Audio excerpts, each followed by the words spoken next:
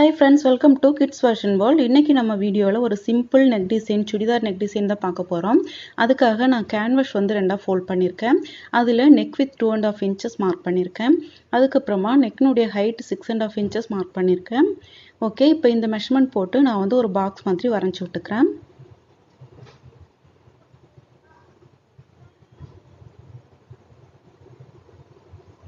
Okay, இப்போ இதுல நான் வந்து நெக்னுடைய அந்த ஷேப்பை வந்து வரைஞ்சுக்கிறேன்.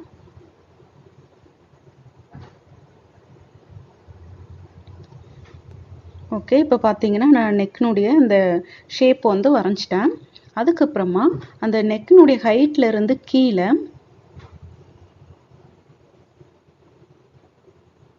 2.5 இன்ச்சஸ்க்கு ஒரு மார்க் பண்ணியிருக்கேன்.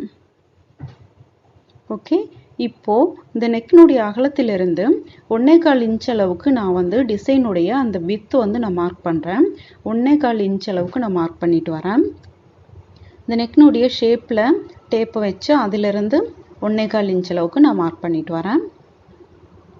இது ரொம்பவே சிம்பிளான நெக் டிசைன். பிகினர்ஸ் இது கண்டிப்பாக ட்ரை பண்ணலாம். ஓகே, பாருங்க, இப்போது இந்த ஃபோல்டிங் சைட்லேருந்து 1.25 இன்ச் வரைக்கும் நான் வந்து இந்த மெஷர்மெண்ட் வந்து போட்டிருக்கேன். அதுக்கப்புறமா இந்த டாட்ஸ் எல்லாம் நான் வரைஞ்சிக்கிறேன். ஓகே, நெக்ஸ்ட் பார்த்தீங்கன்னா இதுக்கு கீழே அந்த 2.5 இன்ச் மார்க் பண்ணியிருக்கோம் இல்லையா, அது வரைக்கும் இந்த மாதிரி ஒரு ஷேப் வந்து நான் வளைச்சி கொடுத்துக்கிறேன். நீங்கள் என்ன ஷேப் வேணாலும் கொடுத்துக்கலாம். ஓகே, இப்போ இதை நான் கட் பண்ணிக்கிறேன்.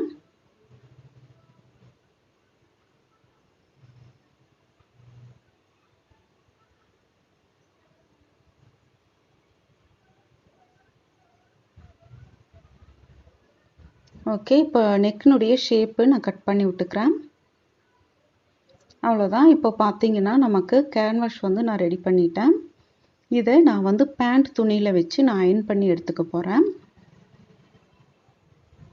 ஓகே, இதுதான் பேண்ட் துணி. இதனுடைய உள் பக்கத்தில் நான் இந்த கேன்வாஸை வச்சு அயன் பண்ணி எடுத்துக்கிறேன். பாருங்கள், இப்போ நான் அயன் பண்ணிட்டேன். இப்போது இந்த கழுத்தினுடைய உள் பக்கத்தில் ஒரு தையல் போட்டுக்கணும். அதுக்கப்புறமா இந்த வெளிப்பக்கத்தில் நாச்சஸ் போட்டு இந்த மாதிரி ஃபோல்ட் பண்ணி ஒரு தையல் போட்டுக்கணும். ஃபஸ்ட்டு இந்த கழுத்தினுடைய அந்த ஷேப்பில் நான் தையல் போட்டுக்கிறேன்.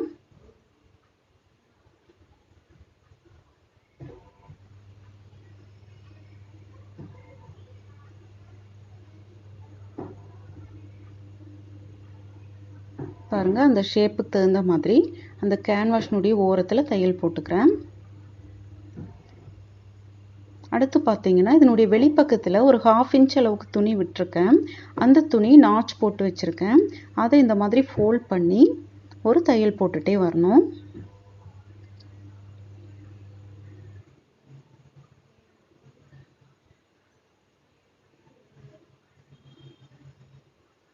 இது வந்து அயன் பாக்ஸில் நல்லா ஃபோல்ட் பண்ணி அயன் பண்ணிட்டோன்னா தைக்கிறதுக்கு கொஞ்சம் ஈஸியாக இருக்கும்.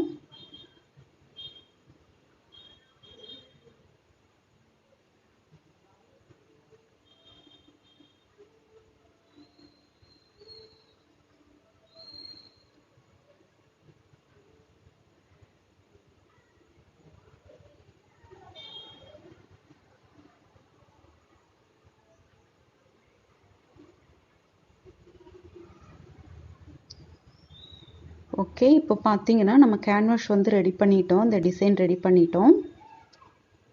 இதில் சென்டர் வந்து நான் மார்க் பண்ணி வச்சுக்கிறேன். இப்போது மெயின் ஃபேப்ரிக்கு கீழே லைனிங் வச்சுருக்கேன். இந்த லைனிங்க்கும் கீழே இந்த கேன்வாஸ் வந்து இந்த மாதிரி ப்ளேஸ் பண்ணிக்கிறேன். லைனிங் துணியிலையும் மெயின் ஃபேப்ரிக்லையும் சென்டர் வந்து நாச் போட்டு வச்சுருக்கேன். இப்போது இந்த நெக்லைனில் ஸ்டிச் பண்ணிகிட்டே வரேன்.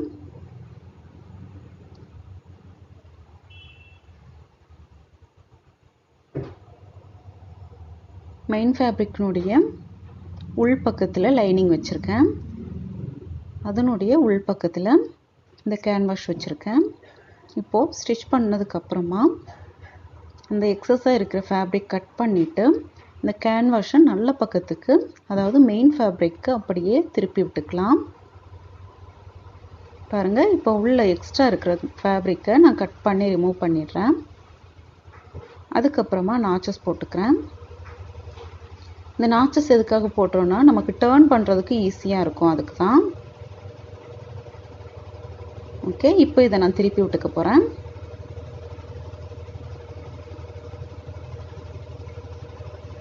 பாருங்கள், இதை மாதிரி திருப்பி விட்டு நல்லா ப்ரெஸ் பண்ணிக்கிறேன். இதில் பார்த்தீங்கன்னா இந்த லைனிங் வந்து பிங்க் கலர் இருக்கிறதுனால அது லைட்டாக தெரிகிற மாதிரி வச்சிங்கன்னா உங்களுக்கு வந்து பைப்பிங்கோடைய ஃபினிஷிங் கிடைக்கும். ஓகே, இப்போ நல்லா திருப்பி விட்டுட்டேன். நான் வந்து அந்த லைனிங் லைட்டாக தெரிகிற மாதிரி நான் ஸ்டிச் பண்ணிட்டு வரேன் நெக்லைனுடைய ஓரமாக.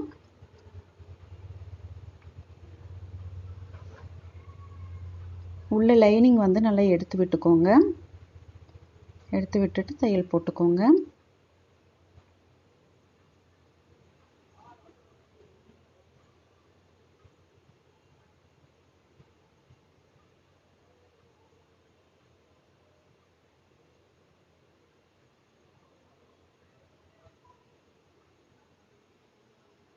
ஓகே, இப்போ நெக்லைன் வந்து ஃபினிஷ் பண்ணிட்டோம். இதனுடைய கேன்வாஷினுடைய இன்னொரு பக்கத்துலேயும் தையல் போட்டுக்கலாம். பாருங்கள், இப்போ உங்களுக்கு பார்த்தா தெரியும், அந்த பிங்க் கலர் பைப்பிங் வச்ச மாதிரி ரொம்ப அழகாக தெரியுது.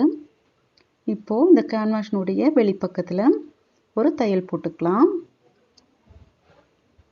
தையல் போடும் பொழுது துணி நல்லா எடுத்து விட்டுட்டு சுருக்கம் இல்லாமல் தையல் போட்டுட்டே வாங்க.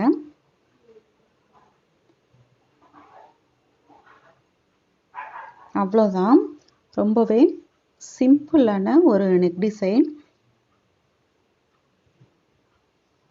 கண்டிப்பாக இது வந்து பிகினர்ஸ்க்கு ரொம்பவே யூஸ்ஃபுல்லாக இருக்கும்.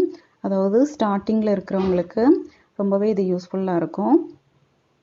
சிம்பிள் நெக் டிசைன் வந்து ட்ரை பண்ணணுன்னா